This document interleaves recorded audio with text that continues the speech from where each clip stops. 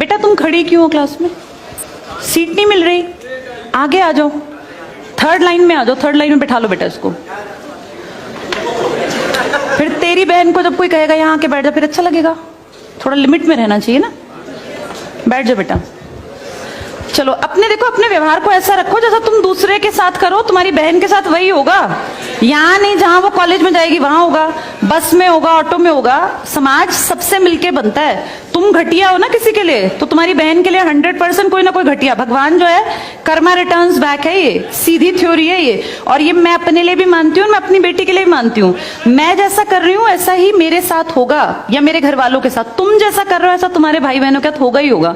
हम किसी भी बेटी के साथ गलत करेंगे ना, तो अपने आप को इसके लिए तैयार रखना कि मेरी बहन भी पढ़ने निकलेगी। आज छोटी है तो कल निकलेगी। चाचा की बेटी, मामा की बेटी, ऐसा नहीं कोई घर में रिश्ते ही ना हो। माँ भी तो होगी। जैसा तुम कर रहे हो ऐसा तुम्हारी माँ के साथ जरूर घटित हुआ होगा। अब तुम कर रहे हो। बड़े अच्छे कई एड्स हैं, उसमें एक जवान लड़का ना सीटी बजा रहा होता है, तो उसकी माँ, देखा तुम लोगों ने वो, उसकी माँ कहती है बेटा मत कर। तुम्हारी उम्र का था वो लड़का, उसकी माँ लगा लो मेरी एज की मुझसे 2-4 साल बड़ी होगी, क्योंकि जो बच्चे 20 के हैं उनके माँ 40-45, उनकी माँ 45 साल तक की होती हैं। तो लगातार सीटियां बजा रहा है। उसकी माँ उसको कहती है बेटा मत कर, वो इरिटेट हो जाती है। तो फील करता है कि मेरी माँ ऐसा क्यों, मतलब क्यों चिढ़ रही है सीटी बजाने से, घर में बैठ के बजा रहा था सीटी। तो उसकी माँ को याद आता है कि जब मैं रोज बस स्टॉप पे जाती हूँ, 45 साल की अधेड़ उम्र की एक औरत, एक घटिया लड़का, मतलब ऐसे नहीं होते बिल्कुल ही घटिया जिनकी परवरिश हो, वो रोज उसको परेशान करता है, उस 45 साल की औरत को।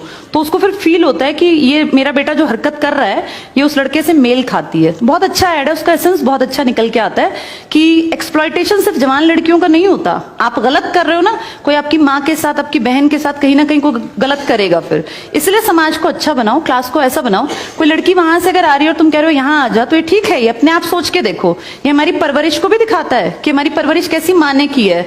अपनी बेटियों को जितने हम संस्कार देते हैं ना, उससे ज्यादा बेटों को देने चाहिए, क्योंकि गलत करने वाले लड़के ही तो है ना, किसी के प्रति गलत कमेंट करने वाले।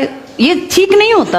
इतने काबिल बनो कि कोई तुम्हारे साथ बैठना चाहे। तुम्हें ये कहना पड़ रहा है कि यहाँ के बैठो, तुम कोई वो छिछोरे 70-80 के दशक के लड़के थोड़ी ना हो, पढ़े लिखे 21वीं-22वीं सदी के लड़के बैठे हो। तुम कोई बच्चे नहीं हो। अब अपने व्यवहार को इतना अच्छा बनाओ, क्योंकि जब गलत बात बोलो ना तो ये सोच के बोलना कि मेरे घर में जो औरत है ना उसको ये सहना पड़ रहा है कहीं ना कहीं। तुम ही लोगों ने समाज बना रखा है, इसको घटिया बना लो चाहे अच्छा बनाओगे तो पूरा समाज अच्छा बन जाएगा। घटिया बनाओगे तो तुम्हारी माँ को भी वो 100% सुनना पड़ता होगा, क्योंकि ये कर्म है, ये किसी को नहीं छोड़ते।